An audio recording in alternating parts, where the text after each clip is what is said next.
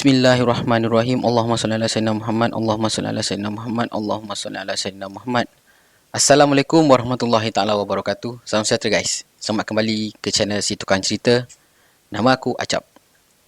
So pada korang yang dah subscribe channel aku ucapkan jutaan terima kasih pada korang atas korang punya support. Korang memang awesome lah guys. Dan pada korang yang belum subscribe lagi ataupun yang baru je jumpa channel aku ni, boleh tekan butang like, share, subscribe dan tekan sekali butang loceng tu supaya tak ketinggalan cerita-cerita aku yang akan datang nanti. Okey, seperti yang dijanjikan, malam ni aku akan mengadaptasikan sebuah kisah seram daripada sebuah novel kisah seram tulisan Dr. Kamarul Arifin, Ghospital 2. Kisah ni mengisahkan sebuah misteri di Jabatan Rehab. Nak tahu cerita ni macam mana? Tonton video aku sampai habis, insyaAllah aku ceritakan. So, tak nak buang masa lagi, kita let's check it out. #SeramTah.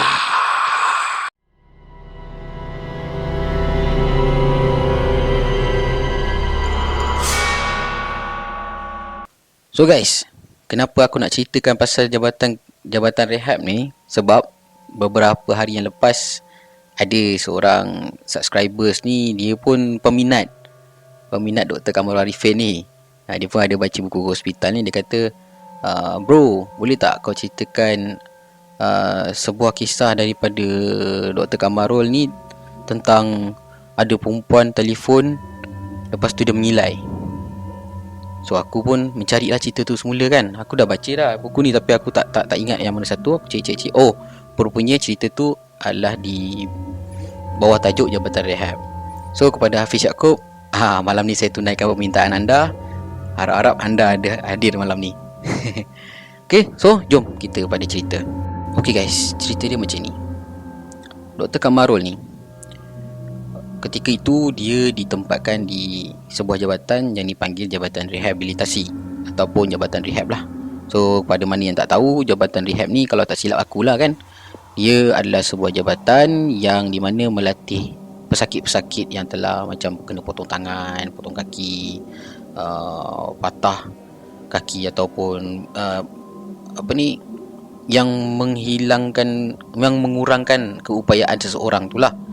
Dan bila dia dalam jabatan rehab ni, doktor-doktor kat situ semua pakar lah, pakar fisio ada, pakar macam-macam pakar yang berkaitan dengannya lah. Okay?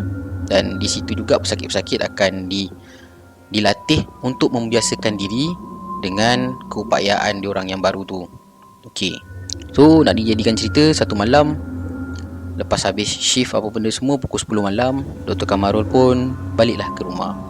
Macam biasa, balik ke rumah, badan dah letih kan. Sampai rumah terus mandi-mandi, solat isyak, terus rebahkan badan atas katil, terkebil-kebil kejap, pump, terus lelap. Tengah-tengah dia terlelap tu, tiba-tiba dia dengar bunyi telefon bimbit dia. Sayup-sayup je dengar. Baru nak lelap dah bunyi telefon lagi. Ni ada patient problem ke ni? So dia jeling gini kan, berat mata dia dengan gaba-gaba mana handphone dia bunyi kan. So dia ambil handphone. Ini nombor mana pula ni? Ini bukan nombor what ni. Angkat telefon. Hello. Hello, selamat malam. Maaf ganggu Dr. Kamarul. Ya, Dr. Kamarul kat sini.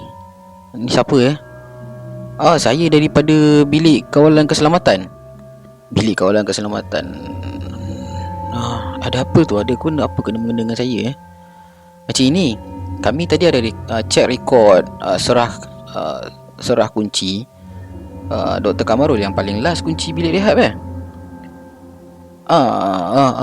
Dr. Kamarul ni macam terkejut lah. Ingat ada apa-apa masalah kan dia bangun. Ya. Memang saya yang last kunci tadi. Kenapa tadi saya dapat panggilan lah daripada dalam bilik tu. Ada seorang perempuan katanya dia terkurung kat dalam bilik. Dr. Kamarul makin tersentak ke? Macam mana pula boleh terkurung? Memang SOP kita memang Tadi saya dah check dah semua tadi. Sampai bilik air semua kita orang dah check dah. Tak ada siapa pula yang tertinggal. Oh, ya ke? Dah check ke, doktor? Ya, betul. Saya dah check dah. Mungkin ada yang terkunci dekat dalam mana-mana bilik unit tu kot. Itu yang tadi pun saya ada check juga. Tak nampak pula ada orang kat situ. Mungkin dekat dalam bilik tu lah. Oh, kat dalam bilik tu kami tak ada kunci bilik-bilik tu. Oh, kunci bilik tu ada dalam bilik Puan Nora. Puan Nora? Puan Nora, dia ketua unit fizio cara kerja. Oh, alamak, macam mana itulah saya pun nak terangkan pun susah ni. Tak apalah, macam ni, bagi saya 15 minit. Jadi saya datang sana, kita cek sama-sama. Baik. Macam itu pun okey, doktor. Okey. Faham tak? So, Dr. Kamarul ni pun pelik lah dalam perjalanan. Tadi rasanya aku dah cek. Semua aku dah cek. Pelik ya. Tak apa lah. Dia memandu terus pergi ke Jabatan Rehab. Okey. Sampai dekat hospital dia parking. Dia jalanlah ke Jabatan Rehab tu. Jabatan Rehab ni betul-betul di sebelah Jabatan Forensik. Okay. So Jabatan Forensik ni dengan kata nama lainnya rumah mayat lah. Okay, sampai dekat bilik pengawal tu. Assalamualaikum. Waalaikumsalam. Pengawal dekat dalam bilik kawalan tu lah. Saya Dr. Kamarul. Jomlah kita cek bilik tu. Oh, Dr. Kamarul. Baik. Jom. So pengawal tadi pun ambil kunci bilik rehab tu, terus ke bilik rehab lah dengan Dr. Kamarul. Sampai kat bilik rehab tu memang keadaan bilik tu memang gelap, tak ada apa. Memang yalah gelap lah bilik pejabat tu kan. So buka perlahan-lahan. Tu dia orang pun masuk. Jadi pengawal keselamatan tu pun buka pintu rehab ni, pintu bilik jabatan rehab ni. Kemudian dia buka lampu lah, kawasan utama kat situ lah, buka lampu benda semua. Dan Dr. Kamarul terus tuju dekat meja dia, ambil kunci dalam laci untuk buka bilik Puan Nora. So dekat belakang bilik dekat belakang pintu bilik Puan Nora tu lah tersimpannya semua kunci-kunci bilik-bilik unit-unit yang lain. So Dr. Kamarul pun ambil lah semua kunci-kunci yang berkaitan, dia ambil. Okey, masa dia tengah ambil kunci-kunci tu benda semua, pengawal keselamatan tadi tu ada dekat depan pintu bilik Puan Nora. Tiba-tiba dia punya walkie-talkie dia berbunyi. Hamid, masuk. Jom dia ambil walkie-talkie. Ya. Okey. Roger. Hamid. Perempuan tadi tu dia kata dia macam dengar suara korang. Oh, ya ke? Dia call Dia call dia on the line ke? Ya, dia tengah on the line. Oh, tengah on the line. Okey, kau cuba tanya dia dekat mana?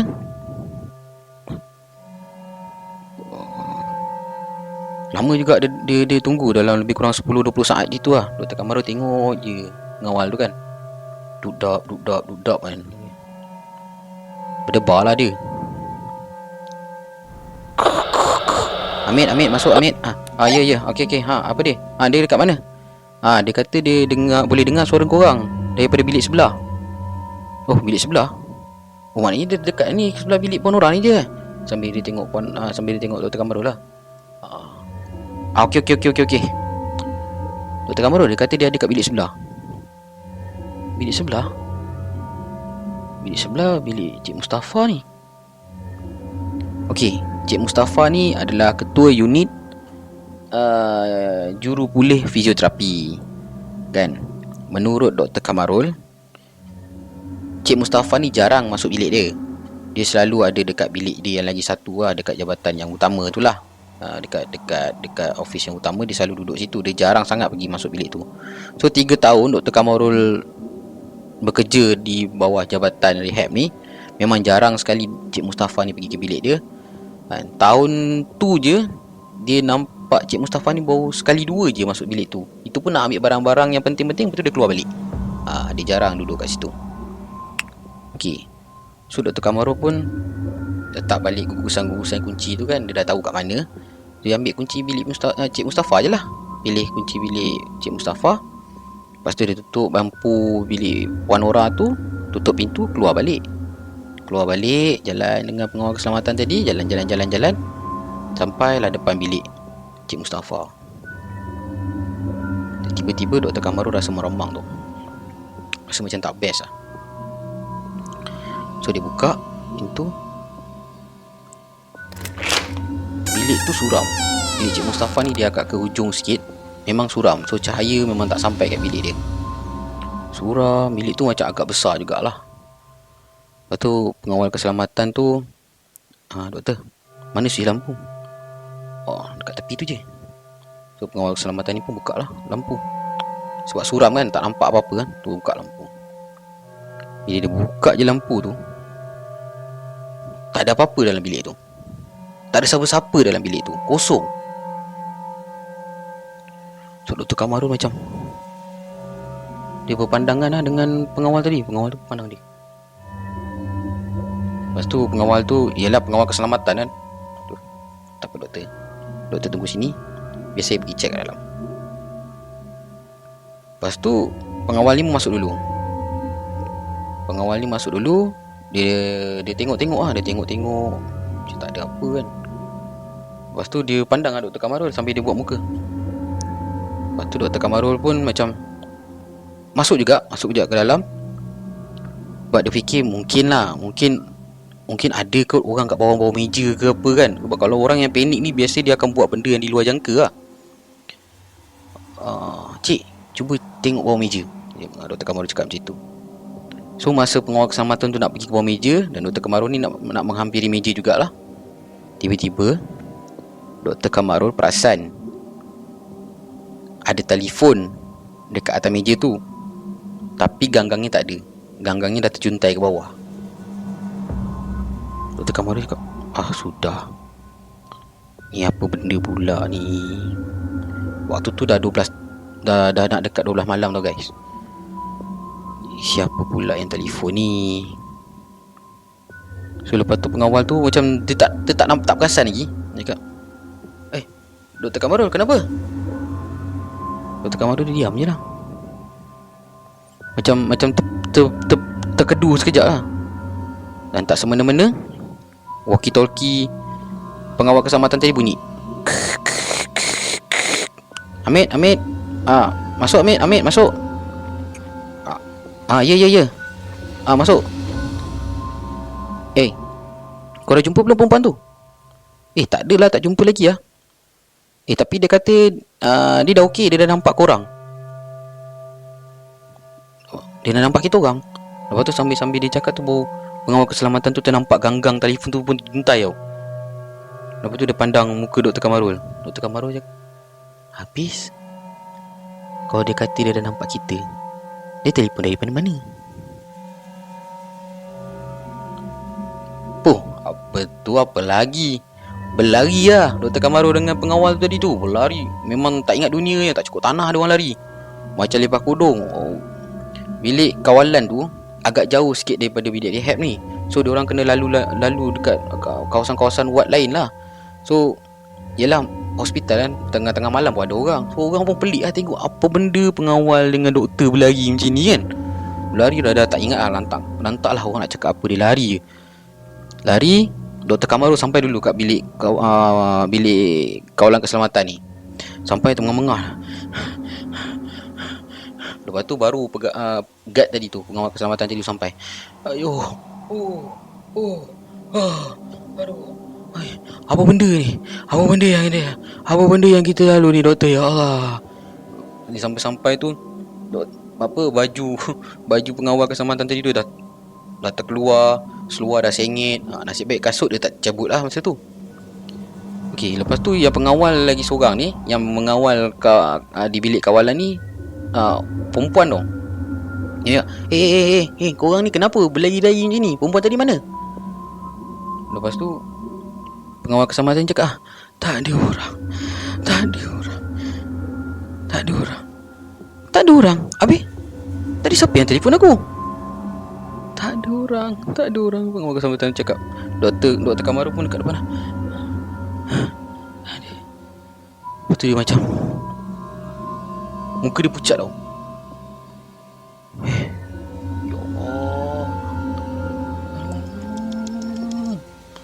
Seakan-akan macam dia nak marah diri dia, macam dia celupa. Mungkin tadi sebelum Dr. Kamaru sampai, dia adalah buat cerita yang oh, Tanta tak ada orang kat dalam bilik tu, gitu kan. Mungkin macam itulah, tu yang dia tepuk-tepuk macam marah diri dia lah kan. Lepas tu dah keadaan dah reda sikit, Dr. Kamaru pun dah ambil air mineral kat dalam bilik kawalan tu, dia minum sikit. Dah reda, Dr. Kamaru tengah nak hilangkan penat dia. Tiba-tiba pengawal keselamatan yang tadi ikut dia tu macam, alamak doktor, kenapa? Kita kena patah balik doktor. Aduh, kenapa pula? Pintu lampu tak tutup tadi. Aduh, kena ke? Kena lah. Kalau tak mati saya besok. Cik Amir marah saya. Cik Amir ni ketua pengawal keselamatan kat situ. Dia memang orang ni memang garang. Aduh. Lepas tu Dr. Kamaru ni mula-mula macam keberatan tau. Tapi dia fikir-fikir balik kan. Yelah, betul lah, kita kena patah balik lah kan. Kalau tak besok mati aku kena dengan Dr. Sharon tu kan. Benda ni aku dah takut, Dr. Sharon tu lagi aku takut. Macam singa tu. Kan. Mainlah. Takkan kita berdua je. Kejap. Hello. Gopal masuk, Gopal masuk. Ya, ada apa Hamid? Gopal, kau dengan siapa? Aku dengan Kamal. Kau dengan Kamal boleh datang sini kejap tak? Boleh. Ada apa? Nanti kau datang sini aku cerita. So datang dua pengawal keselamatan tu lagi. Dia cerita lah apa benda yang serba sedikit lah. Tapi dia tak cerita lah benda yang tak nak, benda yang seram-seram tu semua. So pengawal keselamatan ni berempat. Pengawal keselamatan 3 orang dengan Dr. Kamaru tadi tu seorang. Berempat lah mereka ni pergi ke jabatan rehab tu untuk kunci balik pintu dan tutup lampu apa dia semua. So bila diorang sampai kat sana, keadaan bilik tu sama lah seperti mana yang Dr. Kamaru dengan pengawal keselamatan si Hamid ni tadi masuk. So diorang masuk, diorang cepat-cepat lah cek barang apa yang patut kan. Manalah tahu ada barang tu hilang kan. Menurut Dr. Kamarul, barang-barang dekat dalam jabatan rehab ni bukan murah harganya kan. Paling murah pun harga dia ribuan ringgit. Dan ada barang-barang tu harga dia ratusan ribu ringgit. So kalau hilang masak habis gaji sebulan nak bayar benda tu je. Dah cek apa semua, lampu, bilik air semua dah tutup. Bilik Cik Mustafa tadi pun bilik Puan Nora, bilik Cik Mustafa tadi pun dia pun cek juga. Tapi yang bestnya tu, bila sampai kat bilik Cik Mustafa ni, masa nak tutup pintu, nak tutup lampu tu, dia ternampak ganggang telefon tu dah diletakkan semula. Kalau aku Lepas tu bila dah macam itu, Dr. Kamaru tutup, kunci, dia jalan laju-laju. Bang Hamid, ganggang telefon tadi tu dah letak balik lah. Ya ke? Gopal, Kamal, cepat, jom. Gopal, Kamal ni macam terpinga kan, apa benda kan. Ikut dah. Diorang dah jalan laju, si Gopal dengan Kamal ni pun jalan laju. Tutup lampu semua, tutup pintu cepat-cepat, diorang pun gerak kan. So menurut Dr. Kamarul, korang tak akan nampak dekat hospital doktor dengan pengawal keselamatan berempat jalan rapat-rapat daripada bilik rehat tu sampai ke bilik kawalan. Memang kau tak pernah nampak. Itu je lah yang nampak kan. Waktu bila dah sampai dekat bilik kawalan, diorang duduk lah kejap, hilangkan penat apa semua kan, sambil minum air, borak-borak lah pasal benda-benda tadi. Kat situ lah baru Gopal dengan Kamal ni macam wah, itu macam ke cerita? Gopal cakap, tak ada cerita tadi sama saya. Yelah, kalau aku cerita kat kau, nanti kau takut nak ikut aku. Mana Kak Senah ni? Tadi Kak Senah sudah balik. Muka banyak pucat, takut. Tak tahu apa pasal. Ini pasal itu tadi kot. Itulah, mulut dia celupa tadi, bergurau yang tak tahu pasal. Orang pun borak. Tiba-tiba telefon berbunyi. Tu telefon dekat bilik kawalan keselamatan tu apa bunyi. Tu disebabkan Hamid ni bertugas kat situ. So dia lah yang bertanggungjawab untuk mengangkat telefon. So Hamid pun, doktor duduk kejap doktor, saya angkat telefon kejap Dr. Kamarul ni pun gitu je lah. Kawalan keselamatan, Hamid masuk, dia angkat telefon. Hello, bilik kawalan keselamatan, apa yang saya boleh bantu? Suara perempuan tadi telefon. Hello. Ya. Terima kasih. Terima kasih kenapa? Terima kasih sebab dah bukakan pintu. Oh, dia tu angkat telefon. Dia campak telefon dekat dia punya ganggang telefon ni dekat dia punya perumah dia. Ketakang bunyi dia. Dr. Kamarul ni macam, "Oi, apa hal?" Lepas tu Hamid ni jalan pelan-pelan kan. "Doktor, perempuan tadi call." Ya. Dia cakap terima kasih. Sudah. So bila dah macam itu, Gopal dengan Kamal, abang ambil lah. Saya mau pergi saya punya pos dululah. Okey. Kamal, jom Kamal. Mari kita pergi Kamal. Yang abang Hamid, "Weh, aku seorang-seorang ni. Bang, besok saya shift pagi. Saya gerak dululah bang Saya minta diri dulu ya bang Dr. Kamal cakap. Abang Hamid ni pun macam kebel lah kat situ kan. Dia nak buat macam mana? Memang tugas dia malam tu kat situ. Lepas tu Dr. Kamarul ni pun balik. So dalam perjalanan balik tu, Dr. Kamarul ni dalam kepala otak dia ni terfikir-fikir lah, apa benda sebenarnya yang tadi tu kan.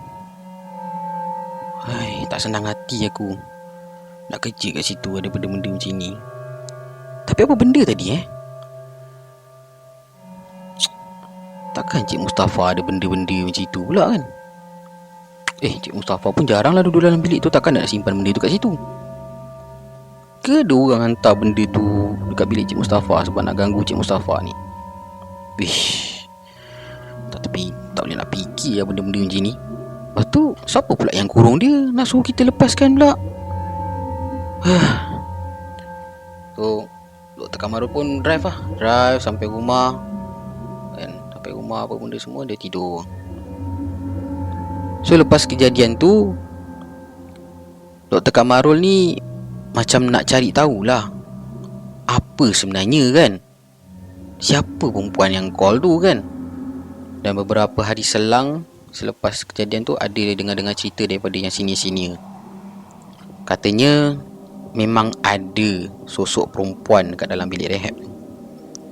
Menurut staff-staff yang lama kat situ, antara diorang ni kalau ada yang buat kerja sampai lewat malam, diorang akan boleh nampak sosok perempuan ataupun kelibat seorang perempuan kulu-kili dalam bilik rehab tu. Dan staff-staff yang senior kat dalam tu gelarkan benda ni Kak Muna. Dia panggil, kalau ada rasa benda tu kan nampak kelibat ke apa, dia akan panggil, "Weh, Kak Muna datang, macam tu lah. Memang jarang lah ada orang yang kerja lewat malam. Kalau tak, memang dia akan diganggu oleh Kak Muna. Dan selang beberapa minggu lepas tu, kejadian yang sama macam yang Dr. Kamarul ni kena. Tapi bukan terkena pada Dr. Kamarul, terkena kepada rakan sekerja Dr. Kamarul, Dr. Saiful, dan pengawal keselamatan yang lain lah. Terkena benda yang sama. Telefon, lepas tu suruh buka pintu, lepas tu dia dah keluar, lepas tu dia telefon balik cakap terima kasih. Benda tu sama benda-benda. Jadi Dr. Kamarul ni sampai kesudah dia nak tahu siapa Kak Muna ni. Tapi bila dia cuba macam, yelah nak tahu-tahu je lah kan, nak tahu-tahu tanya-tanya, tak ada siapa pun yang tahu apa sebenarnya asal usul Kak Muna ni, apa yang terjadi dalam bilik rehab tu kan. Sehingga kini dia menjadi misteri lah. Dan menurut Dr. Kamarul, itulah kisah yang dia tak boleh lupakan sepanjang dia berkerjaya sebagai seorang doktor ni. Okay.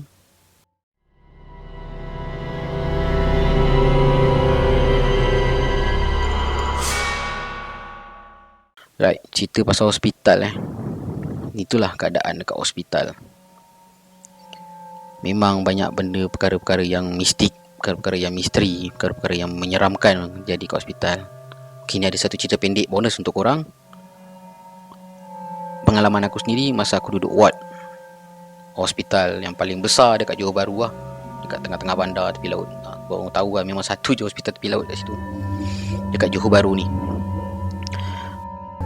Waktu tu aku duduk dekat ward mana aku tak ingat lah. Masa tu aku kena tahan ward 1 malam je, disebabkan aku kena cerit-berit yang teruk So doktor kata kena drip air, apa benda kiri kanan air masuk kan. So aku pergi dah petang. So dia suruh aku masuk ward. Kalau tak silap aku masa tu aku dekat ward kecemasan. Aku kat ward kecemasan sebelum aku dipindahkan ke ward betul. Okay, so masa aku kat ward kecemasan tu kan, aku ditempatkan dekat zon kuning tau. Zon kuning tu kiranya macam aku cakap sebelum ni lah, zon separa kritikal lah. So aku tengah drip air benda semua kan. So dekat kawasan zon kuning dengan zon merah dekat hospital tu, dia kawasan dia macam hospital lama kan. Dia macam agak suram walaupun ramai orang, tapi agak suram. Tu tiba-tiba aku masa tengah drip air tu, tiba-tiba kedengaran macam keadaan yang riuh rendah tau. Riuh rendah lah. Aku dengar bunyi apa, deringan ring benda semua kan. Bukan ring, apa ni, bunyi loceng, kring kong. Kalau tak silap aku masa tu dah malam dah malam sebab aku pergi petang. Dia drip apa tu. Biasalah ke hospital kerajaan nak tunggu benda lambat kan. So sampai malam. Masa tu lebih kurang 10 tak salah aku. Tiba-tiba riuh. Dengar nurse tu cakap, ke tepi sikit. Lalu depan aku. Kau tahu apa aku nampak guys? Aku nampak seorang lelaki ni, dia dah macam terkulai tau. Tangan terkulai macam itu, kaki terkulai, memang penuh dengan darah tau. Badan dia benda semua luka-luka. Lepas tu tangan dia ni, tulang dia terkeluar. Kaki dah terlipat ke belakang macam itu. Ngeri weh. Memang sangat ngeri. Darah menitik-nitik. Dia tolak tu darah menitik-nitik kan pergi. Dan tak tahu kenapa bila dia sampai depan aku tu, macam troli tu macam slow motion datang depan aku. Mungkin disebabkan aku drip air tu. Bila kita drip air ni guys, kita punya pandangan mata ni macam jadi kabur-kabur gitu. Sebab badan kita ni kehilangan banyak air. Bila masuk air tu macam kabur-kabur gitu kan. So aku macam benda ni kan. Tapi aku nampak jelas lah. Aku nampak lah tulang-tulang dia pun, sebab dia jalan depan aku macam slow motion gitu kan. So bila dia lalu depan aku, tiba-tiba kepala dia berpusing ke arah aku macam ni. Lepas tu dia senyum. Kau rasa guys, orang dah berkeadaan macam gitu, dengan tangan terlipat, tulang keluar, kaki terlipat ke belakang, benda darah menitik-nitik atas. Lepas tu dia boleh tiba-tiba kepala dia lentuk macam ni, pandang kat aku. Lepas tu dia, nasib dia tak lambai je. Kalau dia lambai, aku cabut semua tu. Cabut, aku belah kan. So terus lah, lelaki tu dibawa ke zon merah, zon kritikal untuk dirawat. Dan lepas tu aku macam dudak kan jantung kan. Tapi disebabkan ni lah, aku punya air semua dah kiri kanan dah masuk gini, aku tak boleh nak gerak gitu je lah kan. Lepas tu keluar doktor. Lebih kurang 5 minit macam tu lah doktor tu keluar. So dia cakap dekat kaunter, patient tadi yang baru masuk tu dah meninggal. Dah meninggal Aku dengar perbualan dia. Pukul berapa doktor?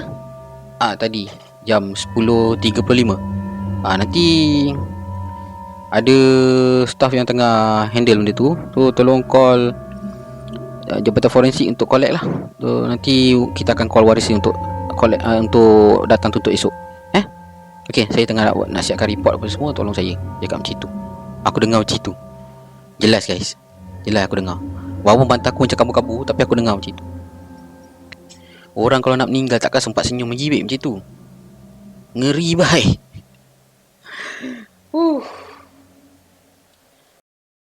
So itulah dia kisah seram yang pertama, tulisan Dr. Kamarul Arifin, yang aku petik daripada buku novel bergenre seram tulisan beliau lah, Hospital 2. So kalau korang nak dapatkan buku ni, korang boleh cari dekat Shopee kan? Kalau tak silap aku, dia punya penerbit dia, nama dia White Coat. White Coat. Dan korang pun boleh dapatkan dekat, beli secara online di MPH Online, dan Popular Online pun ada, tak salah aku ada jual.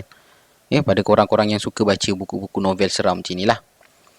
Dan kisah yang kedua, kisah waktu aku cerit pirit, lepas tu kena masuk ward separa kritikal untuk masuk drip air. Kemudian ada lalu satu patient yang mungkin kecederaan, mungkin kemalangan, kecederaan dia teruk. Lepas tu tiba-tiba dia lentuk kepala dia, senyum kat aku. So dalam kisah ni ada dua pengajaran lah yang aku dapat. Yang pertama, pengajaran dia, kita kenalah sentiasa amanah kan? Walaupun kita berhadapan dengan keadaan yang seram apa pun sekalipun, kita kena jalankan tanggungjawab kita. Macam Dr. Kamarul dengan Abang Hamid, pengawal keselamatan tadi tu, dia antara orang yang amanah. Walaupun dah kena kacau macam tu, tetap nak pergi batal balik, kunci pintu benda semua. Sebab tu memang tugas diorang. Dan yang kedua guys, kalau tak nak kena gangguan-gangguan apa kat hospital, jagalah kesihatan. Jangan jadi macam aku. Aku rasa aku cerit berit masa tu lepas ambang kemerdekaan kot. Lepas tu kita orang cuti kan, ambang kemerdekaan, makan yang bukan-bukan. Kau cerit berit masuk hospital drip air. Tak pasal-pasal. Jaga kesihatan. Okay guys, itu sajalah kisah-kisah yang aku nak sampaikan pada korang malam ini. So kurang terlebih tu aku mohon maaf lah. Aku harap korang enjoy dengan cerita yang aku dah sampaikan tadi. So pada korang yang nak berkongsi kisah seram dengan aku, boleh follow aku punya social media yang aku dah sediakan dekat bawah ni, ataupun pergi kat description box aku, follow aku dekat sana, DM je aku cerita-cerita korang. InsyaAllah aku akan baca dan aku akan sampaikan dalam channel Si Tukang Cerita ni, InsyaAllah. Okay, sampai di sini saja pertemuan kita. InsyaAllah kita jumpa lagi di video-video yang akan datang. Aku doakan untuk korang semua sentiasa sihat, sejahtera bersama keluarga yang tercinta. Jaga diri guys, sekarang kes dah makin tinggi. So hopefully korang pandai-pandai lah jaga diri. Jangan sampai korang terkena jangkitan COVID-19 ni. Okay, alright. So aku ucapkan Assalamualaikum, selamat malam, #SeramTah.